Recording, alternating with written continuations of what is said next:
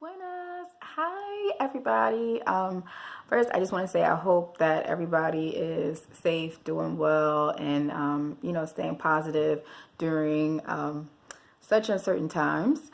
That's one. Number two is I know there's a lot of information. There's a lot of speculation about just different things, state of our economy, state of personal finances, all those things. So I'm going to do my part, my best anyway, to stay on top of whatever information is going out. I'm going to share whatever information I already have related to banking. Today I am sharing 7 tips to help you protect your finances in these times. Number one is that now is a great time to start communicating, if you don't already, directly with your financial institutions. So if you have, say, a credit card bill that you're unable to pay, if you have an overdraft fee, anything like that, now is a great time to start communicating. You can always request a refund for overdraft fees or late fees, but now maybe financial institutions I believe some of them are open to deferring payments and things like that, or even waiving interest.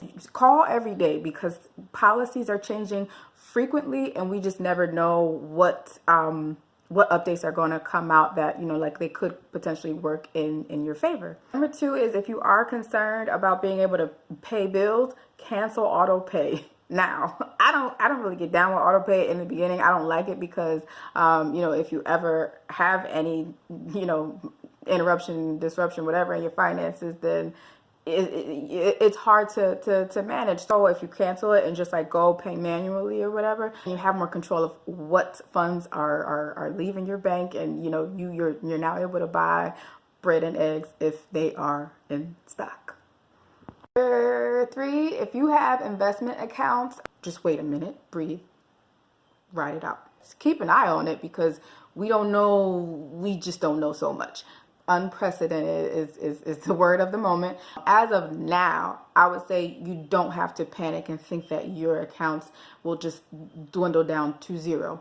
Fluctuations are not new. That's kind of how the market goes. So if you can, wait as long as possible before you decide to cash everything out and then lose money as a result. Number 4, related to budgeting.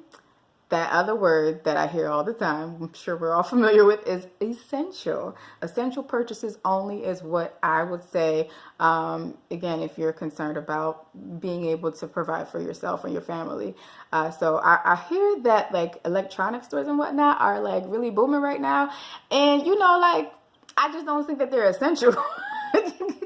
I get it. We all have cabin fever and whatnot right now, but tic-tac-toe, 3 in a row, read a book, call me. Well, there are so many things that we could do. We're social distancing, but we can still all connect. There's so many options other than buying big screen TVs, Sega.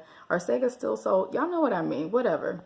Number 5, now is a great time to add beneficiaries to all of your accounts, checking, savings, investments, everything. I don't think that, if one gets this virus, that it's a death sentence. No, but I do think that now is still a great time to start thinking about estate planning, regardless of how big your estate is. I've said it in a previous video and it still applies now.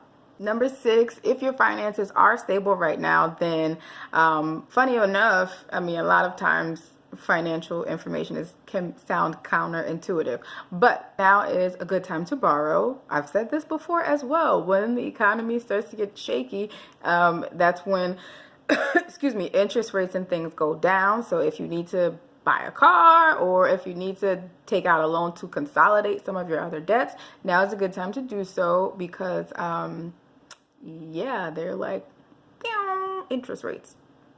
Cash in if you're financially stable. I don't recommend borrowing if you're unable to pay it back. Number 7, last C's.